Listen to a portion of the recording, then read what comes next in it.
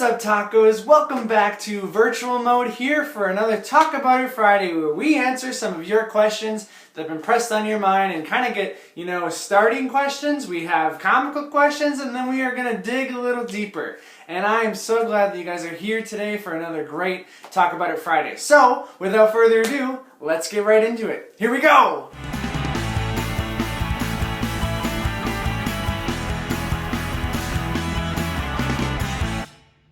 So friends, as always, we're going to start with the starter question. Okay, the starter question for today kind of has me feeling a little sad. And I think that emotion is going to tell you exactly how I'm going to answer this question. But friends, this weekend we have kind of an important day coming up. I don't know if it's something that you mark on your calendars, but this weekend on Sunday, our clocks are going to jump ahead as we're going to spring forward into daylight saving time. And the question that we're going to start with today is, do you like daylight saving, or are you ready for daylight saving time? And friends, my blunt answer is, I am never ready for daylight saving time. I'm never ready to lose that hour of sleep. That day is usually kind of the quote-unquote worst day of the year because you wake up and you're just so drained because you lost that 1 hour of sleep. How are you ever going to make it up? I very much love when we end daylight saving time in the fall and we get to gain an hour of sleep because we're going back instead of getting up earlier. So this one usually messes with me a lot more, and it's harder to get up, it's harder to get motivated, and it's harder to feel like you've slept a lot because you've missed out on that hour. And then you spend the next 2 weeks trying to catch back up and get that hour back, and it just kind of makes your schedules all mush. And I am just not ready, but here we are. We have to push forward. We have to get through this, and we will get through this, and we will have daylight saving time start on Sunday, whether we like it or not. If you are someone who is in favor of daylight saving and gaining or not gaining an hour, but springing forward and losing that hour of sleep, I'd love to hear your perspective because I am not one that carries it. So that, my friends, is our starter for today. Okay, friends, with that, we're going to get into the comical questions for this week.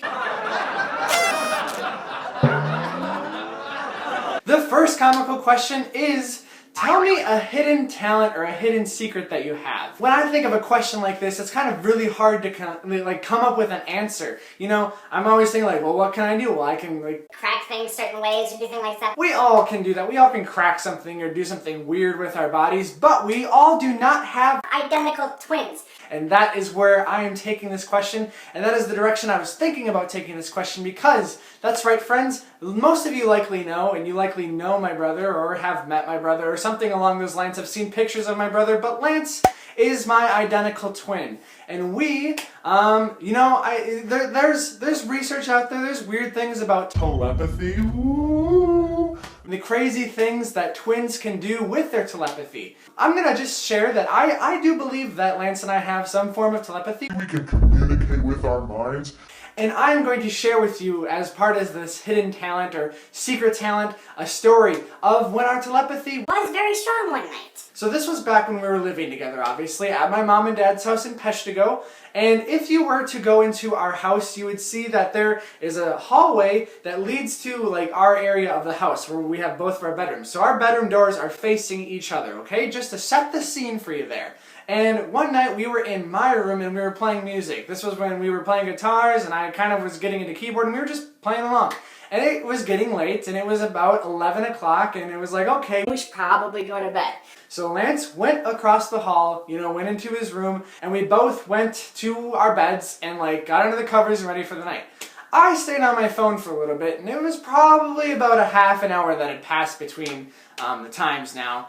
And all of a sudden, in my head, it clicked, just like that. I went from looking at my phone to, oh my goodness. I haven't done my history paper that I needed to do for the reading that I was doing. I need to get up and do that now. Oh my goodness, I don't think Lance did either. I should probably get up and alert him of this. So I get up from my bed and I am walking to my door. And so I open the door, and as I open the door, I see Lance standing straight in his doorway. So now we are face to face in our hallway. And I look at him and I go, history paper? And he says, exactly. So, friends, there was a moment we were separated from each other for at least a half an hour, and all of a sudden, at the same time, it clicked in us that we needed to get up and share information with each other in the exact same information. Now, can you tell me any other explanation that is besides telepathy? I don't think so. So that is the story that I would like to share of the hidden talent or the hiddenness of telepathy that Lance and I had. And we can do kind of magic together. We did this, a lot of fun tricks that we had when we were camp counselors. But I'll get into that some other time. The next question kind of goes along with the cereal questions that we had before, or the hot dog is sandwich question, and it is, do you eat or drink soup? Now friends, this is going to be comical, but I'm also going to be very blunt. You do not drink soup. You may drink soup when it comes to the very end of it, you know, when you just have a little bit of broth left in your bowl. You're kind of like getting ready to chug it. That's okay, but you do not drink soup. You don't put it in a cup and drink soup. You take a bowl, you pour your soup in with a ladle, and then you spoon it into your mouth. That is called eating. You use a spoon to eat. You don't use a spoon to drink. If you were going to drink soup, you would be putting it in a cup. So now I haven't seen anybody recently do this with soup, so I'm assuming that most people do not, you know, Drink their soup. I know it's kind of just straightforward, but Friends, you do not